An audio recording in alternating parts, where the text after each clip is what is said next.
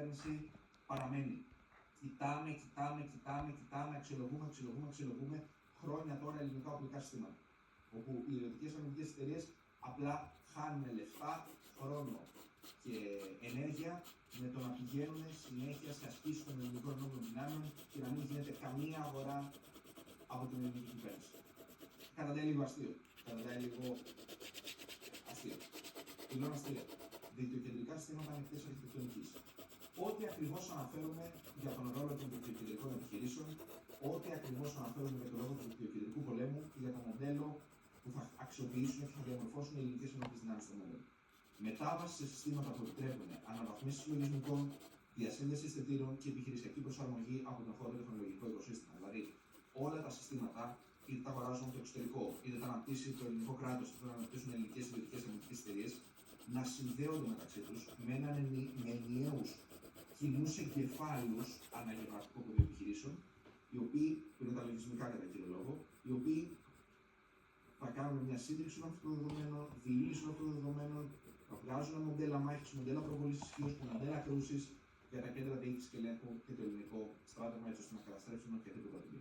Ποιος είναι ο στόχος, όπως είπε ο ίδιος, έγκαιρη αναγνώριση, ασφαλής διακίνηση πληροφορίας, ταχεία απόφαση και επιβολή κόστους στον αντίπαλο πριν αυτός διαμορφώσει τετελεσμένα. Πολύ σημαντικό ότι με όλα τα τακτικά χαρακτηριστικά, ο κ. Σκούπης βάζει και την έννοια του τελεσμένου, ότι το τελεσμένο έχει καθαρά πολιτικό αποτύπωμα και πολιτικό ρόλο στην αξιοποίησή του. Βλέπουμε ότι σε επίπεδο επικοινωνίας, το ΓΕΘΑ από μόνο του είναι 2 και 3 σκαλιά ανώτερο και από το ΙΠΕΞ και από το ΕΠΑΜ συνεργατικά. Και από το Υπουργείο Εξωτερικών και από το Υπουργείο Άμυνας.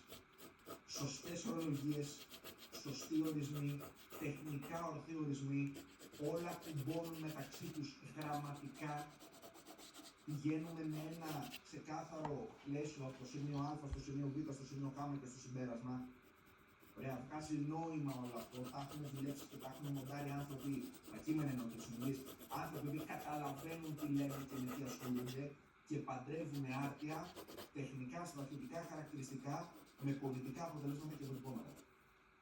Οι λόγοι ακριβώς με τους οποίους κριτικάρουμε με καλή πρόθεση τις ομιλίες και του κ. Δεμετρή και του κ. Πετέτη, είναι αυτός η κριτική που τους κάνω, είναι ακριβώς σε αυτό το οποίο κάνουν ορθότατα στο ΓΕΘΑ. Και παλιά, αν θυμάστε, πριν ένα χρόνο που είχαμε κάνει εκπομπή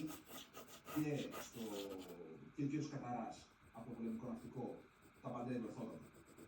Δηλαδή βλέπουμε ότι υπάρχει μια πολύ μεγάλη διαφορά φάσης μεταξύ του επαγγελματισμού που δείχνουν στο στράτευμα για θέματα άμυνας και